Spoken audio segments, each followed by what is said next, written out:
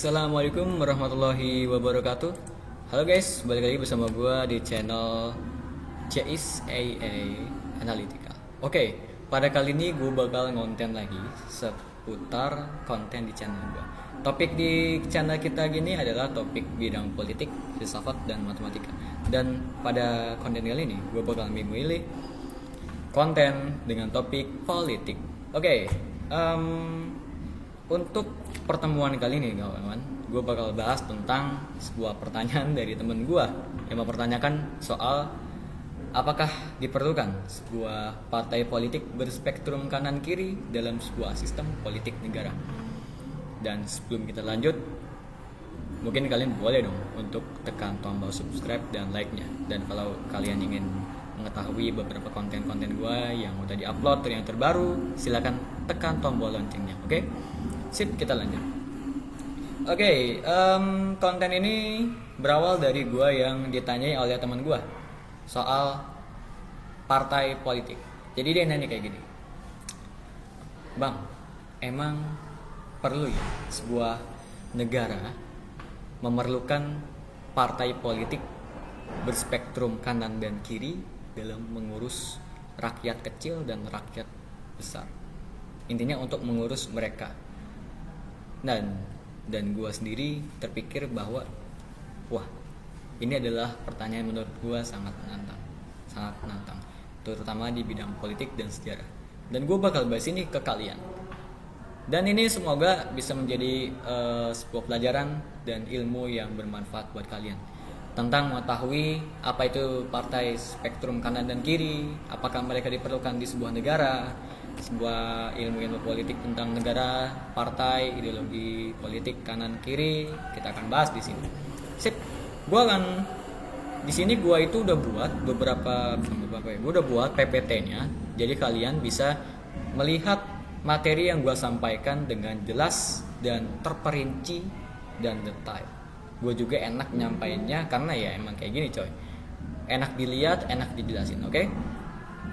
Covernya gue mulai dengan analisis eksistensi partai politik berspektrum kanan kiri dalam sistem politik negara. Ini nama lengkap gue dan beberapa kata-kata tadi. Dan ini juga gue buat melalui artikel. Jadi penelitian tentang pertanyaan teman gue ini gue upload di artikel di platformnya itu ada 3 yang gue miliki sekarang. Itu ada di Kompasiana, Blog, dan IDN Times. Kalau kalian ingin lihat lebih lanjut, gue akan cantumkan linknya di deskripsi. Oke? Sip, ini adalah cover dan kalian bisa lihat sendiri. Jadi gue membuat Canva, PPT, dan gue juga dibantu sama teman gue. Oke, dengan pendahuluan, gue akan memberikan sebuah pendahuluan singkat kepada kalian soal masalah ini agar kalian terbayang lebih mudah dalam memahami masalah tersebut. Jadi gini, sebuah negara itu pasti dia akan menghadapi sebuah masalah.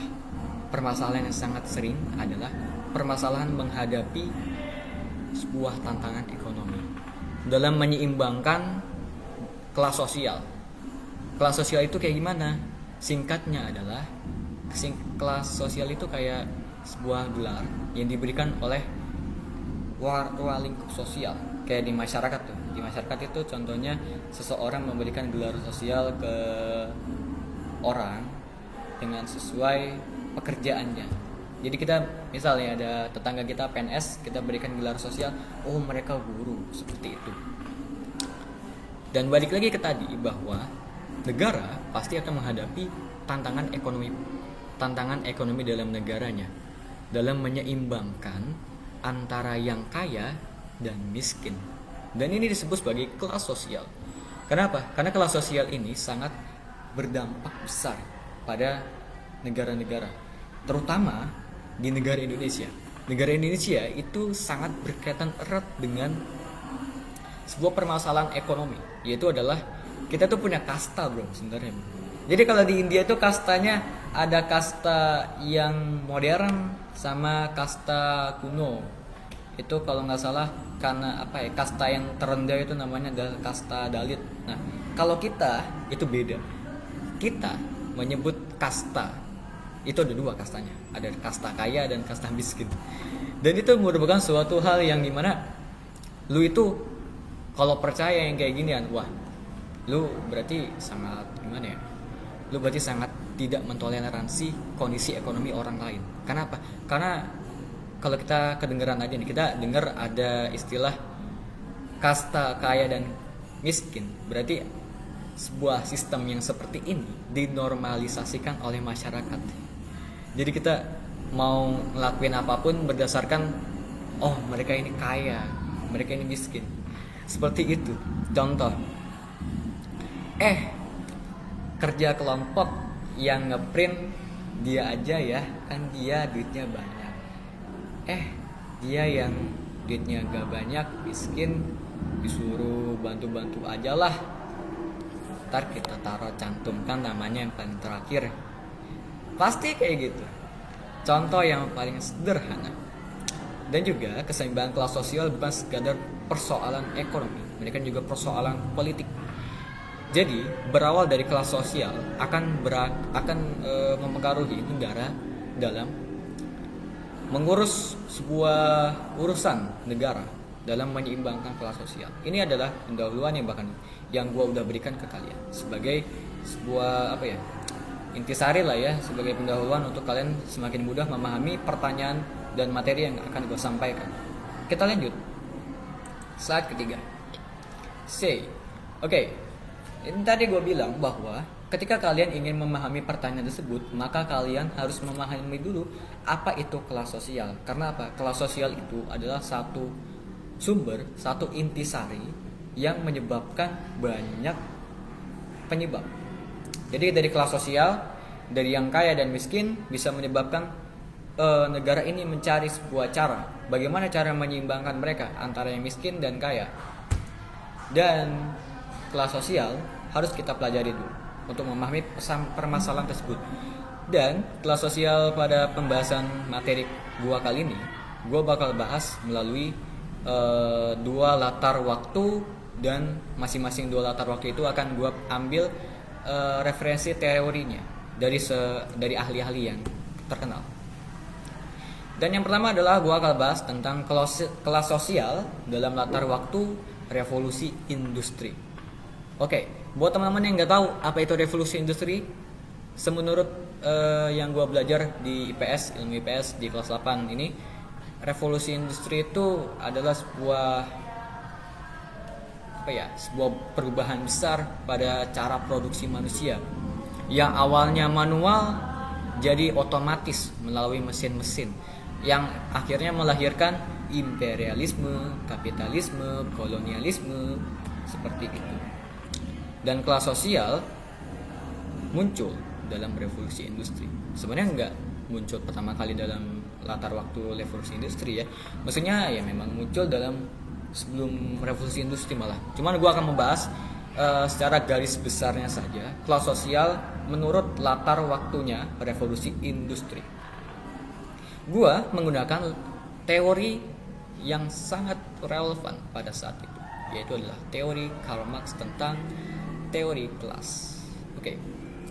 Dan juga gua menyampaikan slide ini sebagai untuk memahami spektrum politik kanan dan kiri secara utuh. Pembahasan kelas sosial perlu ditelusuri sejak revolusi industri.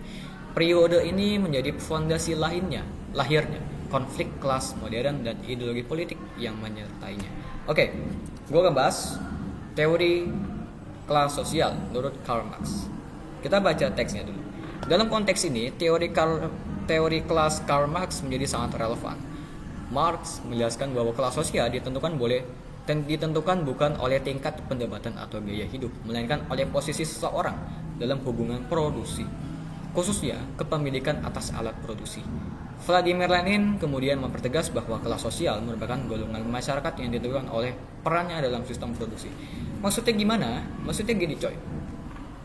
Kalau zaman sekarang kelas sosial itu ditentukan oleh misal dari gelar sosialnya, kekuasaannya, misal dia Pak RT, terus dari pendapatannya, itu zaman sekarang. Contohnya ya kayak PNS, kita berikan dia gelar sosialnya guru, dia pengusaha, berarti kita memberikan gelar sosialnya sesuai pendapatannya. Dan untuk yang untuk yang kelas sosial ditentukan oleh yang lain-lain pokoknya. Itu zaman sekarang. Kalau zaman dulu gimana? Kalau zaman dulu yang pas latar revolusi industri, kelas sosial itu bukan ditentukan oleh pendapatan, kehormatan, gelar sosialnya, bukan. Tapi dulu itu pas revolusi industri, kelas sosial ditentukan oleh siapa yang menguasai alat produksi. Siapa yang menguasai alat produksi, maka ia akan berkuasa. Disitulah titik kelas sosialnya.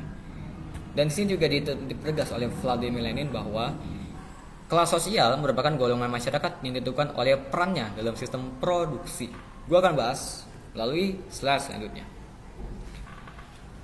Siapa sih yang dimaksud dalam teori Karl Marx ini? Siapa yang menguasai alat produksi? Kok bisa mereka berkuasa? Jadi gitu. Tentunya kalian tahu bahwa revolusi industri itu berarti banyak pabrik-pabrik yang mulai memproduksi bahan-bahan apapun itu, bahan-bahan yang mereka jual melalui mesin. Dan dalam teori Karl Marx ini yang dimaksud siapa yang menguasai alat produksi, maka ia akan menentukan kelas sosial, menentukan. Kita akan bahas. Dan yang dimaksud maksudnya yang dimaksud Karl Marx adalah siapa yang memegang alat produksi. Kita di sini dapat lihat dalam masyarakat kapitalis, Marx membagi kelas sosial utama menjadi dua. Ada kelas bourgeois dan ada kelas proletariat. Gua akan jelaskan peran keduanya. Kelas pertama adalah kelas bourgeois. Mereka ini yang menguasai alat produksi. Kenapa mereka bisa begitu? Karena apa? Karena mereka ini seorang yang memiliki modal.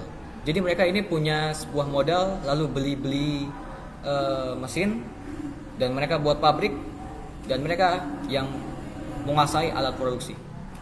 Jadi sudah jelas ya bahwa intinya dari kelas sosial bourgeois tersebut bahwa mereka ini yang menguasai alat produksi. Karena apa? Mereka yang jualan, coy. Mereka yang jualan. Dan kedua adalah kelas proletariat atau kelas buruh lah. Siapa kelas proletariat ini? Kelas proletariat atau buruh adalah kelas yang menguasai tepatnya bukan menguasai ya. Tapi mereka yang kalau kita bisa bilang istilahnya tuh mereka ini yang memperjualkan tenaga mereka. Jadi mereka itu bisa dibilang bahwa mereka yang menguasai tenaga kerja. Jadi kalau kita relasikan bahwa kelas sosial bourgeois dan proletariat ini adalah dua kelas sosial yang saling berelasi.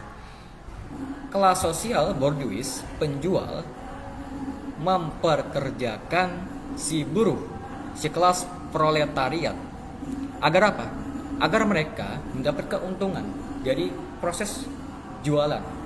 Melalui apa? Melalui alat produksi mesin. Apa yang mereka jual kepada kaum buruh, si proletariat ini dari kaum bourgeois ini? Mereka menjual tenaga. Dan mereka menyediakan mesin. Dan oleh si kelas proletariat buruh ini, mereka menyediakan atau memperjualkan tenaga kerja mereka. Dan hubungan antara kedua kelas ini bersifat asimetris dan eksploitatif. Meskipun saling membutuhkan, buruh berada pada posisi yang lebih lemah dibandingkan pemilik modal. Pola inilah yang melahirkan konflik kelas sebagai ciri khas masyarakat kapitalis pada era revolusi industri. Maksudnya gimana? Maksudnya gini coy. Kalau kelas sosial kelas sosial dalam revolusi industri yang dimaksud oleh Marx dengan dua kelas sosial utama itu adalah bourgeois dan proletariat, mereka ini saling membutuhkan.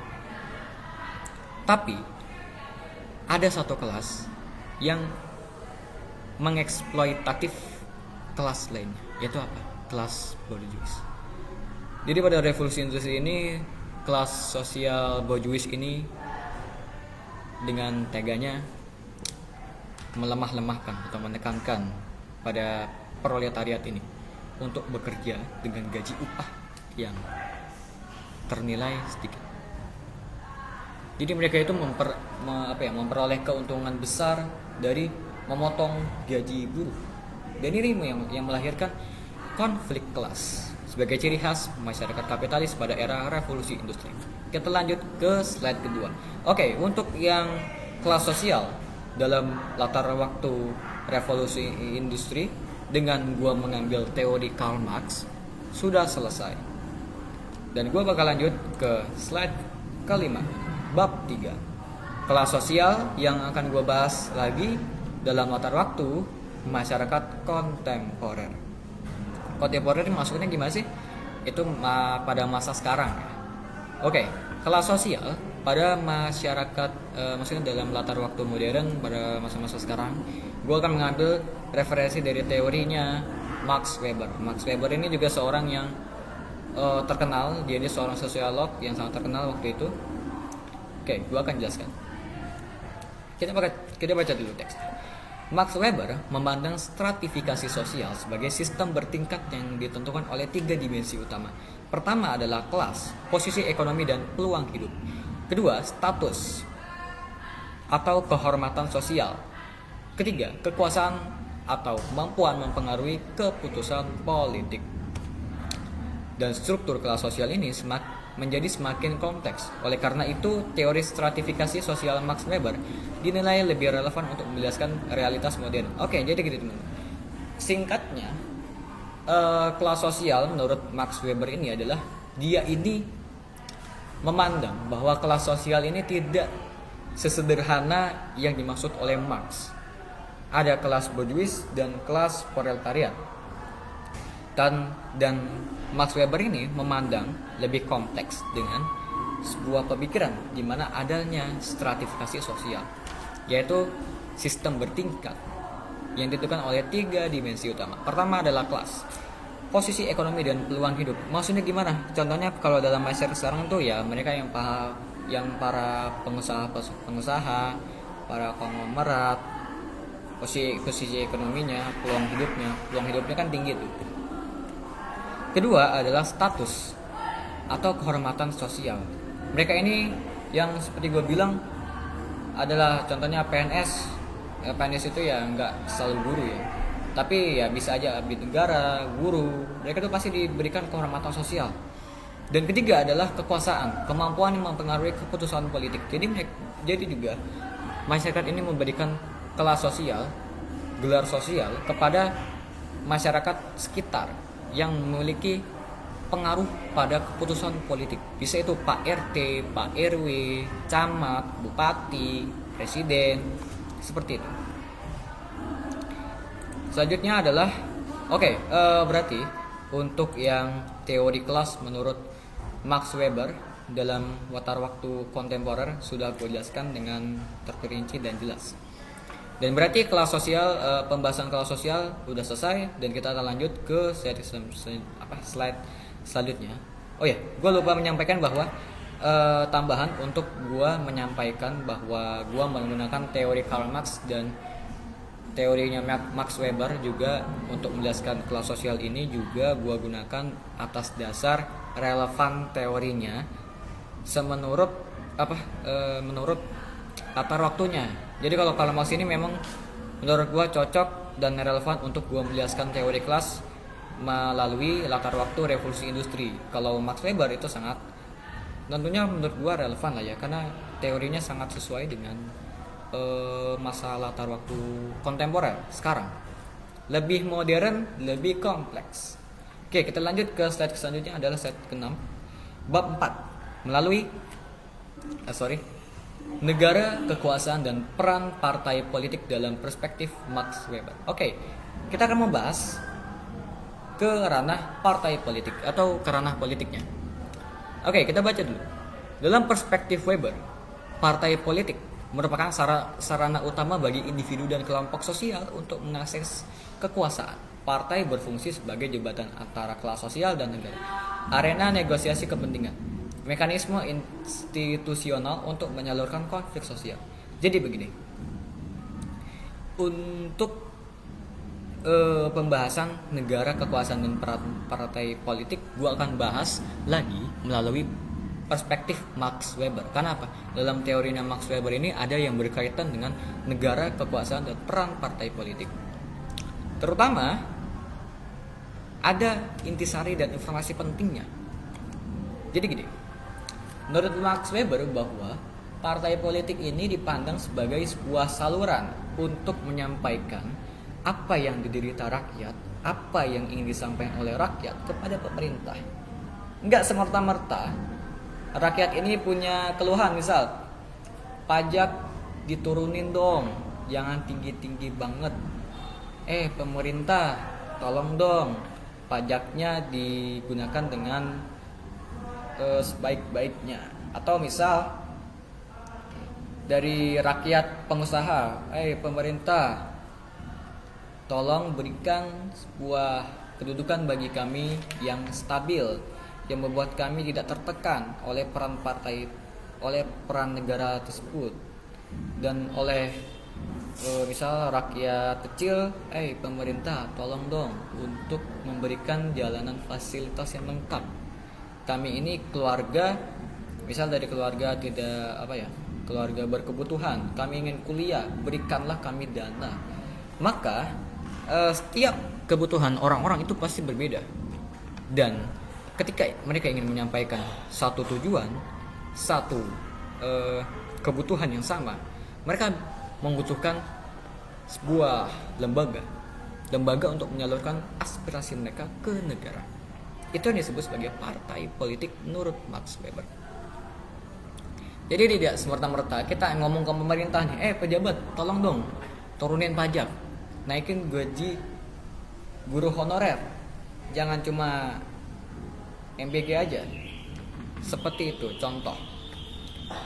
Selanjutnya adalah bab kelima, negara, kekuasaan dan peran partai politik. Ini adalah ini gue bahas lagi partai politik, negara dan kekuasaan tanpa perspektif teori. Ini yang gue dapatkan aja ya. Kita baca dulu. Tanpa partai politik, aspirasi rakyat sulit memasuki lembaga negara secara terorganisir. Oleh karena itu, partai menjadi instrumen penting dalam distribusi dan perebutan kekuasaan politik. Namun partai politik tidak bersifat netral. Setiap partai membawa visi, kepentingan, dan kecenderungan ideologis tertentu. Disinilah muncul spektrum ideologi kanan dan kiri. Oke. Jadi gini, dalam ilmu pengetahuan politik yang gue dapat bahwa ada kelas sosial yang miskin dan ada kelas sosial yang kaya. Yang seperti gue bilang di awal, kita sebut saja dua pihak ini sebagai orang kecil dan orang besar. Orang kecil adalah orang yang masih berekonomi rendah. Contohnya apa? Seperti guru honorer, nelayan, pedagang kecil, orang-orang kecil. Dan orang yang besar, contohnya seperti pengusaha, konglomerat, investor. Tanpa partai politik, ketika mereka mengalami sebuah masalah, maka mereka tidak bisa semerta-merta menyampaikan kepada masyarakat bahwa kami ingin seperti ini. Tidak bisa. Kenapa? Setiap kebutuhan orang berbeda-beda. Kalau kamu hanya mementingkan suara dari orang besar, pengusaha, konglomerat, investor, maka akan terjadi ketimpangan. Di mana rakyat kecil, orang kecil akan merasa kok yang dipentingkan hanya orang-orang besar. Bagaimana dengan kami? Begitu juga dengan orang kecil yang disepelekan. Dan partai politik yang gue maksud tadi adalah mereka ini berbeda-beda, membawa visi, kepentingan, kecenderungan ideologis tertentu. Maka muncullah spektrum ideologi kanan dan kiri. Yang tadi gue bilang bahwa kelas sosial itu singkatnya kayak orang kecil dan orang besar. Ada yang kaya, ada yang miskin. Dan sinilah muncul spektrum ideologi kanan dan kiri. Lanjut. Bab 6, gue akan bahas ranah yang lebih penting, yaitu spektrum ideologi kanan dan kiri. Oke, gue akan mulai dengan sebuah sejarah. Kita mulai dari sejarahnya atau gimana nih? Definisi lah. Oke, untuk menggambarkan sebuah ideologi tertentu, maksudnya itu untuk memberikan gambaran terhadap kalian kepada ideologi kanan dan kiri, gue akan jelasin secara singkat, yaitu adalah ideologi kanan dan kiri ini adalah dua aliran ideologi yang saling bertentangan, tapi mereka mempunyai kesamaan kok. kesamaan, gue akan bahas tentang definisinya aja. Jadi yang pertama adalah ideologi kanan. Ideologi kanan ini yang mendukung atau yang bertujuan mereka ini mendorong inovasi, pertumbuhan ekonomi. Tapi sebagai akibatnya, ini sejarahnya. Sebagai akibatnya mereka ini pada ideologi kanan ini kan punya salah satu ideologi yang paling penting, yaitu ideologi kapitalis. Karena mereka terlalu mendorong inovasi, perkembangan ekonomi, teknologi, terjadi ketimpangan. Yang akhirnya apa? Mereka ini bisa saja endingnya di revolusi. Itu sekedar ideologi kanan. Kalau ideologi kiri gimana? Ideologi kiri itu lahir dari sebuah penindasan kepada yang berkuasa. Dia ini menekankan keadilan sosial. Keadilan sosial menuntut kesetaraan dan peran negara. Salah satu unsur yang paling penting untuk menggambarkan ideologi kanan dan kiri adalah keterbatasan atau ya kayak peran negara. Ideologi kanan sering memandang negara itu perannya terbatas lah. Kalau peran negara dalam perspektif ideologi kanan, peran negara harus maksimal lah, harus menyeluruh untuk mengurus berbagai urusan. Itu mengenai spektrum ideologi kanan dan kiri dalam politik. Gue akan bahas selanjutnya gue akan bahas sejarahnya. Jadi kalau kalian tahu ya, kanan dan kiri, ideologi kanan dan kiri mempunyai sejarahnya. Yaitu istilah kanan dan kiri berasal dari revolusi industri. Revolusi Prancis, sorry guys. Revolusi Prancis pada tahun 1789, ketika kelompok pendukung monarki duduk di sisi kanan parlemen, sedangkan pendukung perubahan sosial duduk di sisi kiri. Sejak itu, spektrum kanan dan kiri digunakan untuk membedakan pandangan politik. Jadi gini, pada revolusi Prancis dahulu kala, pemerintahan Prancis saat itu dinilai terlalu korup, sehingga rakyat menderita. Dan saat itu juga rakyat karena tidak tahan lagi, mereka melakukan revolusi, perubahan pemerintahan, penggulingan pemerintahan. Dan apa hasilnya? Hasilnya adalah diadakan sebuah parlemen. Maksudnya sebuah parlemen di mana di meja kanan diduduki oleh orang yang mendukung bahwa pemerintah Perancis saat itu harus berdiri, harus tetap berdiri. Kita menyebutnya dengan istilah konservatif. Artinya apa? Mendukung nilai-nilai luhur agar nilai-nilai luhur yang sekarang itu tidak musnah, tidak berubah. Dan sisi kiri ada meja orang-orang yang mendukung perubahan. Kenapa? Karena sudah sangat muak dengan negara, dengan sebuah pemerintah Prancis saat itu yang sangat korup, mengabaikan rakyatnya. Dan itulah sejarah dari istilah kanan dan kiri. Kita lanjut. Secara umum ideologi kanan kiri ideologi kiri menekankan keadilan sosial, kesetaraan dan intervensi negara untuk mengurangi ketimpangan. Ideologi kanan menekankan stabilitas, kebebasan individu, pasar bebas dan perlindungan kepemilikan. Dalam praktiknya, spektrum ini sering mempresentasikan kepentingan kelas sosial, yaitu kelas bawah seperti buruh, petani, nelayan, guru honorer cenderung terwakili oleh partai kiri, dan kelas atas seperti pengusaha, investor, konglomerat cenderung terwakili oleh partai kanan. Sampai sini pasti kalian sudah ngerti, walaupun tanpa gue jelasin ya. Mungkin ada yang gue mau jelasin lagi, tapi kalian pasti udah paham lah ya. Ini cuma beberapa informasi yang umum lah. Dan kita akan masuk ke inti permasalahan, yaitu adalah apakah negara membutuhkan partai kanan dan kiri. Oke, teman-teman. Menurut gue pribadi. Ini gue memberikan opini gue pribadi. Negara sebetulnya itu tidak memerlukan partai politik kanan dan kiri dalam mengurusi kelas sosial, keseimbangan kelas sosial. Kenapa? Karena itu adalah tugas negara. Tapi ini bersifat utopis. Artinya apa? Artinya itu mendekati kesempurnaan. Maka dari itu negara membutuhkan partai politik kanan dan kiri untuk untuk mengurusi dan untuk menjaga keseimbangan kelas sosial. Kita baca teksnya.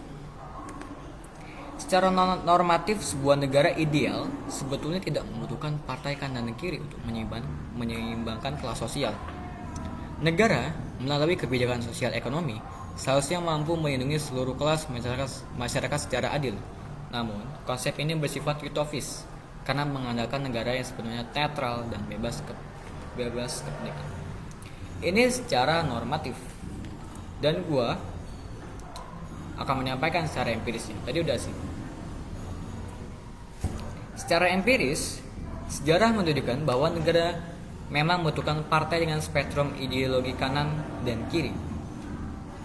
Dan gua akan menyampaikan sejarah negara-negara dulu dalam menggunakan spektrum ideologi kanan dan kiri dalam partainya.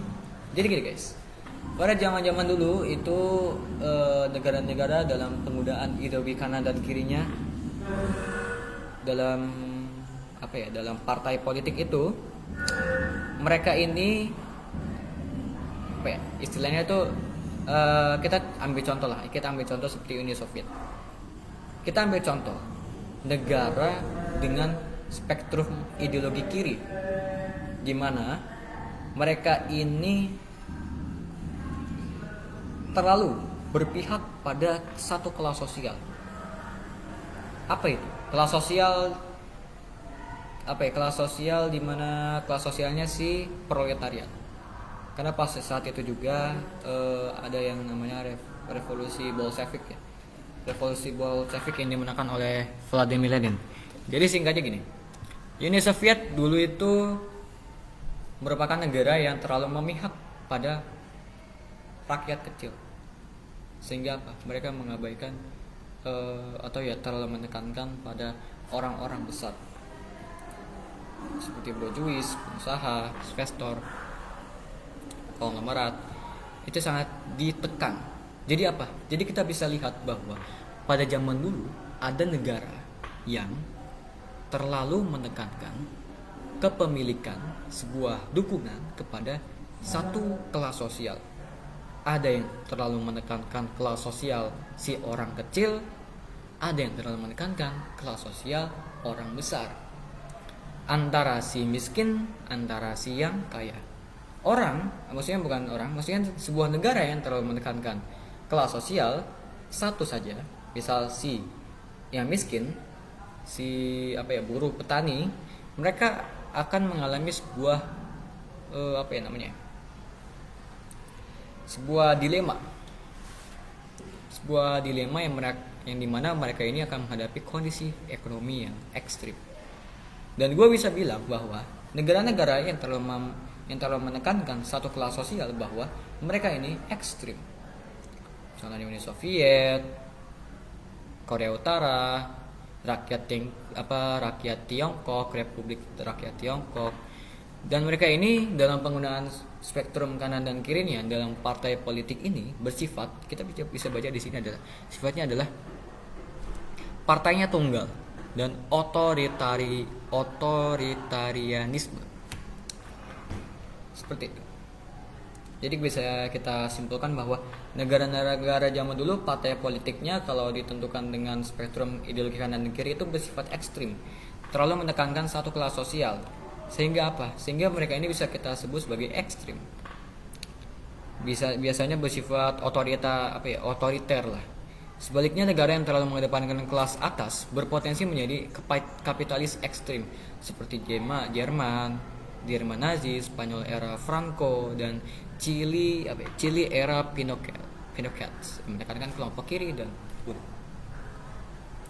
Dalam dua kasus tersebut kalian bisa lihat bahwa negara-negara zaman dulu itu yang tadi gue bilang dalam penggunaan spektrum ideologi kanan dan kirinya dalam partai politiknya itu bersifat pertama ekstrim, kedua terlalu menekankan satu kelas sosial, ketiga adalah sistem politiknya itu tunggal.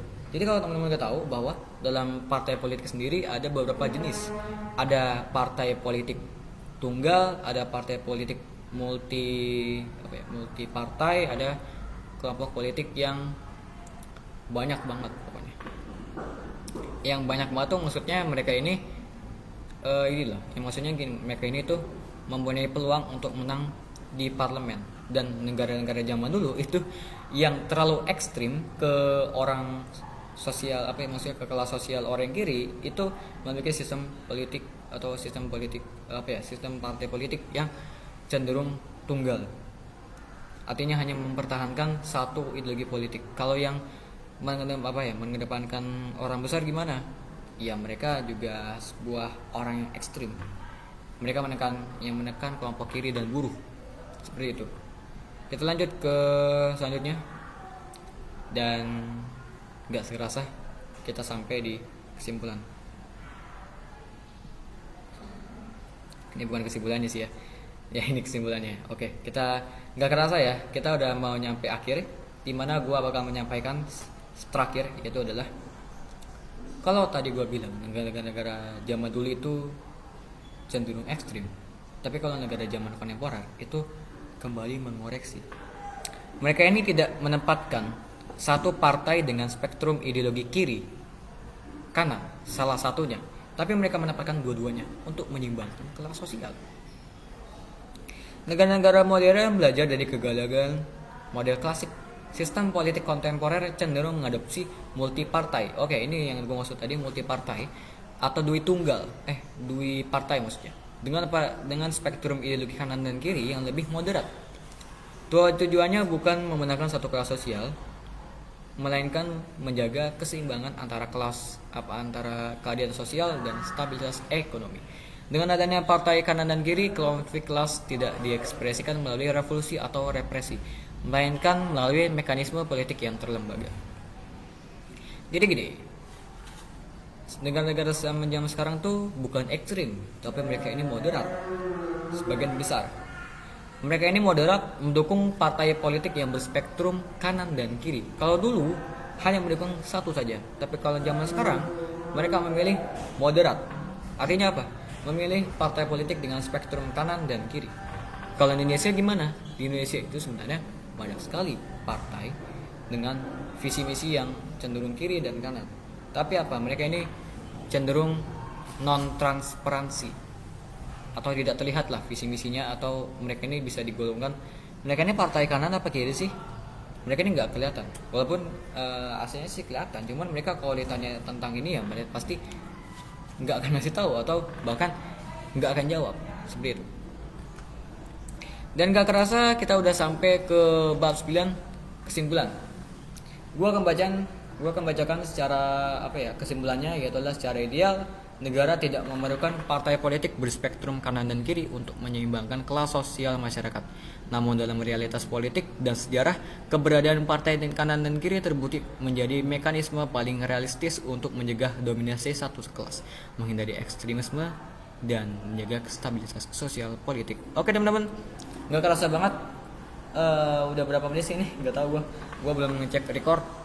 Gue sangat berterima kasih kepada kalian yang udah nonton dari awal. Semoga materi yang gue sampaikan ini bermanfaat kepada kalian. Dan juga jangan lupa untuk selalu dukung konten-konten gue pada konten-konten selanjutnya. Dan gue bakal berusaha banget untuk upload dengan konsisten konten-konten yang seperti ini. So, kalau kalian suka boleh dong untuk kalian subscribe dan like-nya, oke? Dan jangan lupa untuk nonton kembali konten-konten gue yang kalau gue udah upload baru, ya silakan lah kalian menekan tombol lonceng, oke? Akhir kata gue ucapkan assalamualaikum warahmatullahi wabarakatuh. Semoga kalian sehat-sehat di sana. Amin ya rabbal alamin. Oke, see you the next time.